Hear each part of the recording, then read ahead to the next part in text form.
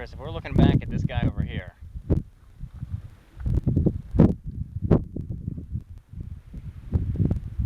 we should be seeing right in the middle of the two